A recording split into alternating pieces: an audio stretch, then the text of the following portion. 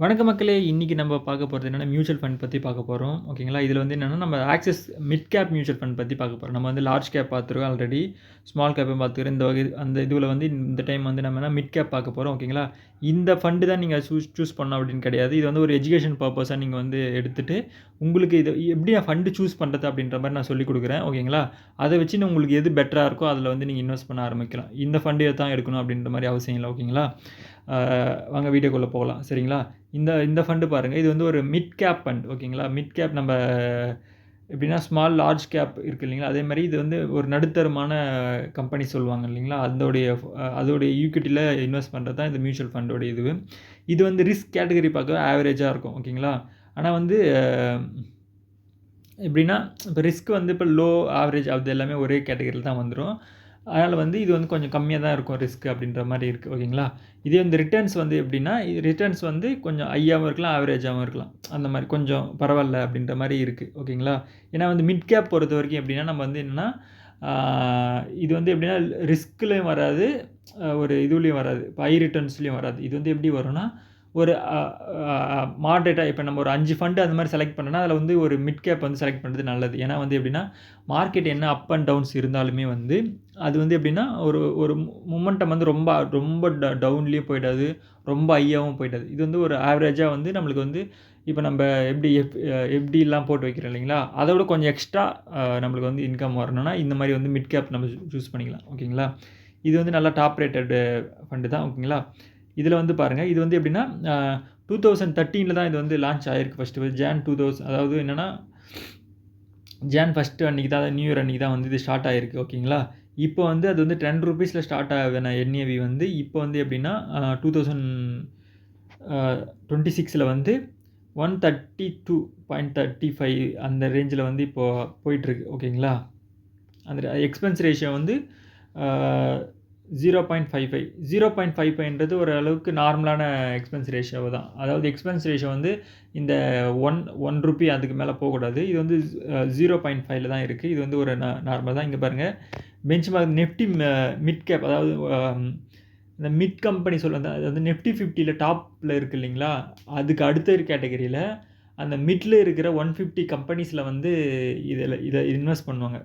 Invest பண்ணிட்டு அதுலேருந்து வர ப்ராஃபிட்ட நம்ம வந்து என்ஏவி வந்து ஏறுதா, இறங்குதா அப்படின்றத மாரி முடிவு பண்ணுவாங்க. ஓகேங்களா? இது வந்து ஒரு 132ன்றது ஒரு நல்ல என்ஏவி தான். ஓகேங்களா? இங்க பாருங்க. இது சும்மா ஒரு கால்குலேட்டர் மாரி. நம்ம வந்து எவ்வளோ இன்வெஸ்ட் பண்ணியிருந்தா எவ்வளோ கிடைச்சிருக்கும் அப்படின்றது மாரி. அதாவது நம்ம எப்படின்னா, அந்த ஒரு 10 இயர்ஸ் பேக் வந்து நம்ம வந்து அது இன்வெஸ்ட் பண்ணின்னு வச்சுக்கங்களேன். ஒரு நிமிஷம் இருங்க. அது இந்த கால்குலேட்டர் பாருங்க. நம்ம வந்து இது அந்த எஸ்ஐபி கால்குலேட்டர் அப்படின்ற மாரி இதில வந்து எப்படின்னா, நம்ம இந்த ஃபண்ட்ல வந்து நம்ம வந்து மந்த்லி வந்து நம்ப ஒரு 5000 வந்து இன்வெஸ்ட் பண்றோம் அப்படின்ட்டு. ஆக்சுவலி இது மினிமம் இன்வெஸ்ட்மென்ட் வந்து ₹100லேருந்து ஸ்டார்ட் பண்ணலாம். நம்ம வந்து எக்ஸாம்பிளுக்கு ஒரு 5000 வந்து வச்சுக்கங்களேன். ஒரு 10 இயரா நம்ம வந்து இதில இன்வெஸ்ட் பண்ணியிருக்கோம் அப்படின்ற மாரினா, இந்த ஃபண்டோடைய வேல்யூ வந்து எப்படின்னா, இங்க பாருங்க. நம்ம வந்து 6 லேக்ஸ் இன்வெஸ்ட் பண்ணியிருப்போம். 10 இயர்ஸ்ல வந்து 6 லேக் இன்வெஸ்ட் பண்ணியிருப்போம். இது வந்து 3 கேட்டகரியா பிரிச்சிருக்கோம். இங்க பாருங்க. இந்த ஃபண்ட்ல இன்வெஸ்ட் பண்ணியிருந்தா எவ்வளோ இருக்கும்? கோல்டுல இன்வெஸ்ட் பண்ணியிருந்தா எவ்வளோ இருக்கும்? எஃப்டில இன்வெஸ்ட் பண்ணியிருந்தா எப்படி இருக்கும்? ஃபர்ஸ்ட் வந்து நம்ம எஃப்டி பார்த்துடலாம். ஓகேங்களா? ஃபிக்ஸட் டெபாசிட்ல இன்வெஸ்ட் பண்ணியிருந்தா நம்ம வந்து எப்படின்னா, 6 லேக்ஸ் இன்வெஸ்ட் பண்ணியிருப்போம். ஆனா வந்து நம்மகிட்ட வந்து எப்படின்னா, இப்ப 8.7 லேக்ஸ் வந்து நம்ம கையில இருந்திருக்கும். ஓகேங்களா? அதாவது 45% வந்து நம்மளுக்கு கெயினா கிடைச்சிருக்கும். ஓகேங்களா? இதே வந்து நம்ம கோல்டுல அந்த டைம்ல வந்து கோல்டுல இன்வெஸ்ட் பண்ணிட்டு வந்திருந்தோம்னு வச்சுக்கங்களேன், நம்ம கிட்ட வந்து இப்போ 10 லேக் 10.5 லேக்ஸ் இருக்கும். ஓகேங்களா? அதாவது 75% வந்து நம்மகிட்ட இருக்கும். ஓகேங்களா? இதே ஃபண்டுல ஐ மீன் இதே அமௌண்ட்ட இந்த ஃபண்ட்ல வந்து இன்வெஸ்ட் பண்ணும்போது 6 லேக்ஸ் இன்வெஸ்ட் பண்ணியிருந்தா, அது நம்மளுக்கு வந்து 16 16 லேக்ஸ் அந்த ரேஞ்சில வந்து நம்மகிட்ட இருந்திருக்கும். ஓகேங்களா? அதாவது அபோவ் ஒரு 10 லேக்ஸ் வந்து ப்ராஃபிட்டாவே கிடைச்சிருக்கும் நம்மளுக்கு. அதாவது வந்து 174% வந்து நம்மளுக்கு இந்த ஃபண்ட்ல கிடைக்குது. இதுதான் வந்து மியூச்சுவல் ஃபண்டோட பவர். அதனால தான் எல்லாருமே என்ன சொல்றாங்க, நீங்க வந்து லாங் டர்மா போறது பெட்டர். மியூச்சுவல் ஃபண்ட்ல பொறுத்தவரைக்கும் நீங்க வந்து என்னன்னா, சில பேர் வந்து இன்வெஸ்ட் பண்ணுவாங்க. இப்போ நம்மளே வந்து 5000 அந்த மாரி இன்வெஸ்ட் பண்றோம்னு வச்சுக்கங்களேன். நம்ம என்ன பண்ணுவோம், ஒரு 1 இயர் பண்ணுவோம், 2 இயர்ஸ் பண்ணுவோம். அதனால நம்ம வந்து அப்படியே ஸ்டாப் பண்ணிட்டோம்னா என்ன ஆகும்னா, அது வந்து அது நமக்கு பெருசா நமக்கு ரிட்டர்ன்ஸ் கிடைக்காது. அது இல்லாம வந்து சில சில மியூச்சுவல் ஃபண்ட் பொறுத்தவரைக்கும் எப்படின்னா, ரொம்ப அப் அண்ட் டவுன்ஸ் வந்து இருக்கிற மாரி தெரியும். ஓகேங்களா? திடீர்னு நம்ம பார்த்தா நம்மளுடைய போர்ட்ஃபோலியோ நெகட்டிவ்ல இருக்கலாம். திடீர்னு கொஞ்சம் நல்லா ப்ராஃபிட்ல இருக்கலாம். அதனால வந்து நம்ம அது வந்து நம்ம வந்து என்ன பண்ணணும்னா, நம்ம வந்து இது ரெகுலரா அத வந்து நோட் பண்ணிட்டே இருக்கக்கூடாது. பார்த்து ஃபண்டை ஒன்றா நம்ம வந்து இந்த ஃபண்டு வந்து செலக்ட் பண்ணிட்டோம் அப்படின்ற மாதிரினா நம்ம வந்து நம்ம பெட்டரான ஃபண்ட் நம்ம செலக்ட் பண்ணிட்டோம், இல்லை நம்மளுக்கு வந்து எல்லாம் அட்வைஸ் பண்ணி நல்லா பெட்டராக நம்ம செலக்ட் பண்ணிட்டோம் அப்படின்ற மாதிரினா நீங்கள் வந்து லாங் டேர்ம் போகிறீங்கன்னா அப்படின்னா மினிமம் ஒரு 10 இயர்ஸ் to 15 இயர்ஸ் பண்ணால் மட்டும் தான் உங்களுக்கு வந்து இந்த அளவுக்கு வந்து ப்ராஃபிட் கிடைக்கும். ஓகேங்களா? அதனால் வந்து நீங்கள் வந்து அப் அண்ட் டவுன்ஸை பார்க்காதீங்க. கண்டினியூஸாக நீங்கள் வந்து நீங்கள் எவ்வளோ ஸ்பெண்ட் பண்ணுறீங்க இல்லைங்க, நம்ம சும்மா நார்மலாக ஒரு எங்கன்னா மூவி பண்ணவே ₹1000 2000 ஆகிடுது. அந்த அமௌண்ட்டு நீங்கள் போட்டிங்கன்னா கூட இது வந்து ஒரு நம்மளுடைய சும்மா ஒரு சின்ன எக்ஸ்பென்ஸ் மாதிரி கன்சிடர் பண்ணி இதை நீங்கள் இன்வெஸ்ட் பண்ணிகிட்டே வந்தீங்கன்னா கூட ஃப்யூச்சரில் ஒரு 10 இயர்ஸ்க்கு அப்புறம் உங்களுக்கு வந்து நல்ல ப்ராஃபிட் கிடைக்கும். ஓகேங்களா? இதான் மியூச்சுவல் ஃபண்டோடைய பவர். ஓகேங்களா? இது பாருங்கள், இதில் வந்து டேக்ஸஸும் அங்கே கால்குலேட் ஆகும். அதாவது என்னென்னா நம்ம மோர் தென் 1 இயர்ஸ்க்கு மேலே நம்ம இது பண்ணும்போது 12% இது கவர்மெண்ட் டேக்ஸ். ஓகேங்களா? இது வந்து நம்ம பே பண்ணி தான் ஆகணும். அதாவது வந்து இந்த இதில் நம்ம சொன்னீங்களா, இதில் வந்து எப்படின்னா உங்களுக்கு 6 லேக் வந்து டேக்ஸ் வராது. இதில் ரிமைனிங் இருக்குது இல்லைங்களா, அந்த ப்ராஃபிட்டாக நம்ம எவ்வளோ பண்ணியிருக்கோமோ அதுலேருந்து வந்து டேக்ஸ் பே பண்ணுற மாதிரி இருக்குது கவர்மெண்ட். அதாவது வந்து என்னென்னா இது வந்து கேபிட்டல் கெயின்ஸ் டேக்ஸ்ன்னு சொல்லுவாங்க.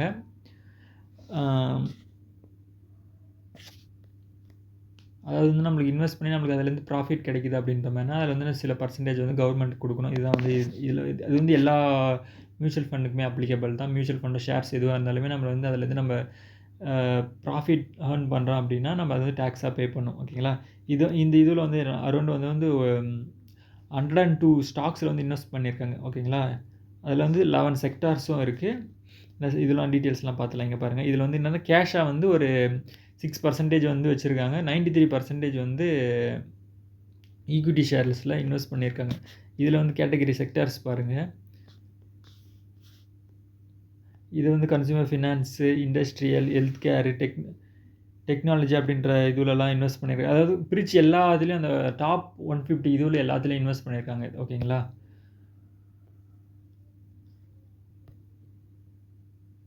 அது லிஸ்ட்டும் இருக்குது இதில் பாருங்கள். என்னென்ன அவங்க ஸ்டாக்லலாம் எவ்வளோ பர்சன்டேஜ் வந்து இன்வெஸ்ட் பண்ணியிருக்காங்க அப்படின்ற மாதிரி லிஸ்ட்டும் கொடுத்துருக்காங்க. இதில் வந்து இதில் நீங்கள் பார்த்தாவே தெரியும். இதெல்லாம் வந்து இங்கே பாருங்கள், இதெல்லாம் டிவிஎஸ் மோட்டார்ஸ்லாம் ஒரு நல்ல கம்பெனி. அந்த மாதிரி வந்து இந்தியன் பேங்க்கில் இன்வெஸ்ட் பண்ணியிருக்காங்க. அது மாதிரி என்னென்ன கம்பெனிஸில் அவங்க வந்து நல்ல பாரத் எலக்ட்ரானிக்ஸ் இது எல்லாமே வந்து ஒரு நல்ல கம்பெனி. இந்த ஐசிஐசிஐயில் பண்ணியிருக்காங்க, எல்என்டியில் பண்ணியிருக்காங்க, பஜாஜ் ஃபினான்ஸ். அதாவது வந்து எந்தெந்த டாப்பில் இருக்கிற கம்பெனிஸ் எல்லாத்துலேயுமே வந்து அதில் இன்வெஸ்ட் பண்ணியிருக்காங்க. ஓகேங்களா? இந்த மாதிரி தான் நம்ம வந்து இதில் அவங்க வந்து என்னென்ன கம்பெனியில் இன்வெஸ்ட் பண்ணியிருக்காங்க அப்படின்றதையும் அதை செக் பண்ணணும் நம்ம. இந்த மியூச்சுவல் ஃபண்ட் இல்லாமல் நீங்கள் எந்த மியூச்சுவல் ஃபண்ட் செலக்ட் பண்ணலாம், அதாவது மிட் கேப்பாக இருந்தாலும் ஸ்மால் கேப்பாக இருந்தாலும் எதுவாக இருந்தாலுமே வந்து நீங்கள் வந்து என்னென்னதில் இன்வெஸ்ட் பண்ணியிருக்காங்க அப்படின்றத செக் பண்ணிட்டீங்கன்னா உங்களுக்கு வந்து அதை வச்சே நீங்கள் வந்து அந்த ஃபண்ட் வந்து ஏறுமா இறங்குமா அப்படின்றத மாதிரி டிசைட் பண்ணிக்கலாம் நீங்கள். ஓகேங்களா? கண்டிப்பாக இந்த வீடியோ உங்களுக்கு பிடிச்சிருக்குன்னு நம்புகிறேன். ஓகேங்களா? வேறு என்ன டீட்டெயில்ஸ் வேணும்னு கமெண்ட் பண்ணுங்கள், அதையும் அப்லோட் பண்ணுறோம். தேங்க்யூ.